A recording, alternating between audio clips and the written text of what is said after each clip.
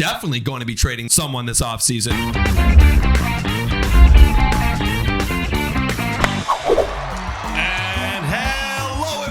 And welcome to Blue Jays Today, where we always have something to say about the Toronto Blue Jays. I am your host, Adam Pennell. And I'm your host, Nicholas Playlog. And today, guys, we're going to be looking at 3 potential Toronto Blue Jays players who could potentially get traded this offseason. The rumors are there. It could happen, guys. Some of these guys, we do not want it to happen, but it's very possible. Before we get into it, please like and subscribe, and also comment down below the Blue Jay who you want to get traded, not who you think is going to, but who you want to get traded. Put that in the comments right now. All right, Adam, dude, who's the number 1 Toronto Blue Jay who might get traded this offseason? Well, he's not number 1, but he definitely would be the most value, and that's for sure. It's Lourdes Gurriel Jr. I mean, we saw it last offseason. The rumors are flying around everywhere. It's all over the place. Especially with Frankie Lindor. His name was getting tossed in all the time. And this offseason is no different, man. Yes. We are hearing his names come up again where he could potentially be moved. And you know what? I think these are people who are not Blue Jays fans making up these rumors. Because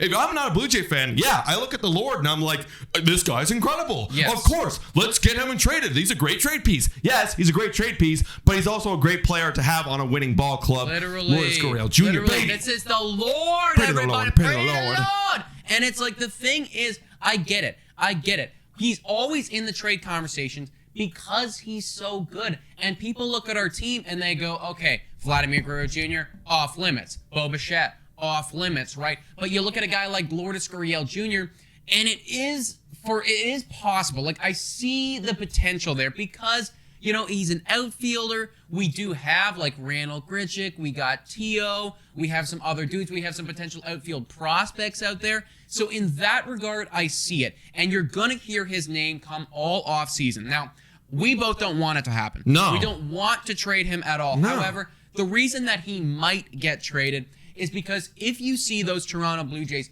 going after a big dude, we're talking about the Ketel Martes, maybe the Jose Ramirez's of the world. If we're going after a big dude, then we're going to need to give up another pretty nice guy. Yeah. And Lourdes Gurriel Jr., I do think, sadly, would have to fit under that bill. Yeah, I mean, according to baseballtradevalues.com, it's 18.6. So that's a hefty chunk that you'd want to trade for a guy like, you know, a Ketel Marte or Jose Ramirez, like you're mentioning. And like the deals, guys, I got to remind you of the deal that we have on this guy. So juicy. Next year, $4.9 million for a nice career 816 OPS. Ridiculous. And then 23, it's $5.8 million. And then in 24, it's arbitration 3. Right. So, man, we have this guy for 3 years, but me, again, personally, like we said, don't want to trade him because A, he's so cheap and perfect, because we're getting an 800 OPS for basically nothing. Yeah. And we love the Lord, and we like to pray to him. We love the Lord. We like to pray to them. And also, too, guys, just to mention, he still has upside. Maybe he hasn't even reached his ceiling yet. We're not sure. A dude who might get traded from the Toronto Blue Jays, who has reached his ceiling by all accounts of the word. We're talking about Randall the Handle Grichuk, baby. And this is the complete opposite of it, guys. This is the complete opposite. I don't know if anybody wants Randall Grichuk. That's the problem. Everyone wants Gurriel. I don't know if anyone wants Randall Grichuk, but that includes the Toronto Blue Jays. Yeah, we don't want him. I mean, he's clearly solidified himself as our 4th outfielder, and he is an expensive 4th outfielder. Yeah. $10.3 million. Not only this year coming up in 2022, but next year in 2023. Yes. And like you said, nobody wants him. His trade value's negative 12.2. Oh, God. So that means, what that tells me is that, we can't just trade him and get someone else nice and juicy. No, we're going to trade him and somebody else to just dump his contract. That's the only reason why we do it anyways, is just to dump the money. Probably, you know what I mean? The only teams that might maybe value somebody like Randall Grichuk are literally the squads that are so bad right now that they're just looking for like any players to fill in, and they're getting prospects. You know, like if they were to give us some potentially, like let's say we were trading for like a starting outfielder who's actually good. You know, like Brian Reynolds. Let's say we're trading for Brian Reynolds. Let's just say we include Randall Grichuk so that Pittsburgh has a guy to play for them right now, whilst we also include a major prospect that they can grow and then build into somebody else. And that's the only way that I see a Randal Grichuk deal taking place. So I know that a lot of you guys, like, in the big dream world are like, Randal Grichuk for, like, that really good pitcher over there. Yeah. It ain't gonna happen, folks. No. He's just not good He's enough. a burden, man. I mean, like 241, like average for a guy, 10 million. No. So yes, the rumors are going to be out there. Do I realistically think it's going to happen? Probably not. It's really hard. I think that he might. Honestly, I do think that it could happen if it's a deal. Like I said, right. I don't see Randal Grichuk going 1-for-1 for anything unless like we're holding on to a decent amount of the contract. Yeah, because the only reason why we want to set him off is if we have like a player that we're signing in the works. It's going to cost some money, and we're like, okay, well, we had to dump it somewhere. Now, okay, we'll dump off Grichuk and this prospect just to dump the money so we can get this guy now. That's the only way. So, I mean, hey, if we do dump Randal Grichuk, we're probably doing really good this free agency. I hope so, dude. I hope so. I don't need any more Randal strikeouts. No. The last player on our list for the Toronto Blue Jays who might get traded in the 2021-2022 offseason is actually a few guys, and we're talking about a catcher. Now, we didn't want to put this as just one because Adam was looking at Wanky Panky, Reese McGuire, which I definitely agree with, and I was kind of looking at Alejandro Kirk, and the reason, I'll tell my reason behind Alejandro Kirk, you can talk about Wanky a little bit.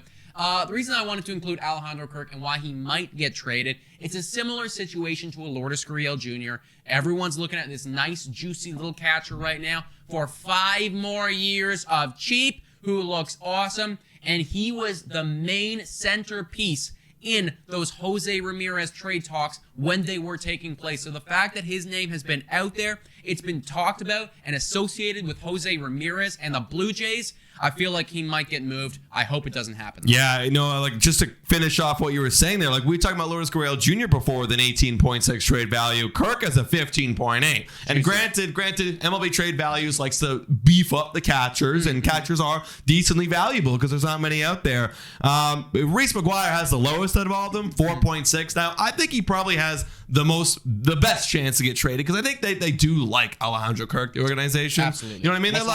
They love his bat. He's getting better defensively. Yeah. Where Reese McGuire is kind of like between Jansen and Kirk in a way, where it's like he has a pretty good arm. Like he can actually throw people out. Like he has a 30% caught stealing percentage in his career, and then his bat is kind of he's an OPS of 687, which is okay for a catcher. Yeah.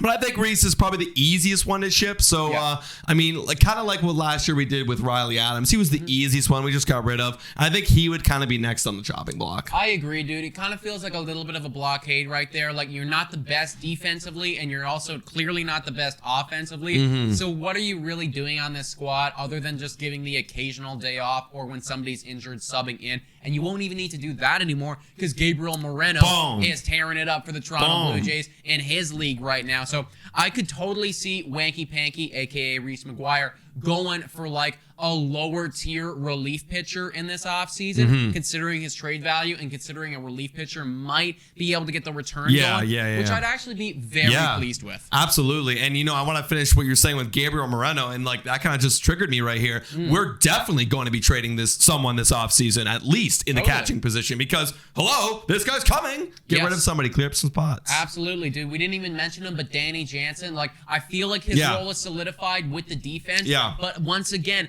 Gabriel Moreno, he's plowing his way through the minors. He's plowing his way through winter leagues right now. If we don't want to ship off Alejandro Kirk for a big piece, expect Danny Jansen or at least Reese McGuire, one of the two for sure, is going to go this offseason. Absolutely. Guys, what do you think about our 3 Blue Jays that might get traded, or I guess maybe 6 Blue Jays if you could, or 5 if you include all the catchers?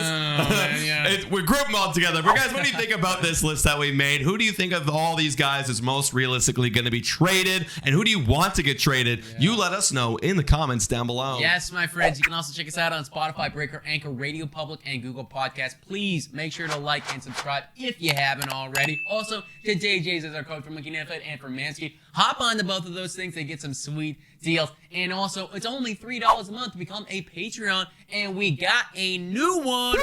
Shout out to our boy, Jack Daniels. Let's go. Our new Patreon member, Adam, is taking a beautiful sip of whiskey for you right now, man. So shout out and thank you to Jack Daniels for hopping on. And also shout out and thank you to all of our current Patreon members. You guys are all studs. We appreciate you so, so much. Guys, thank you so much for watching.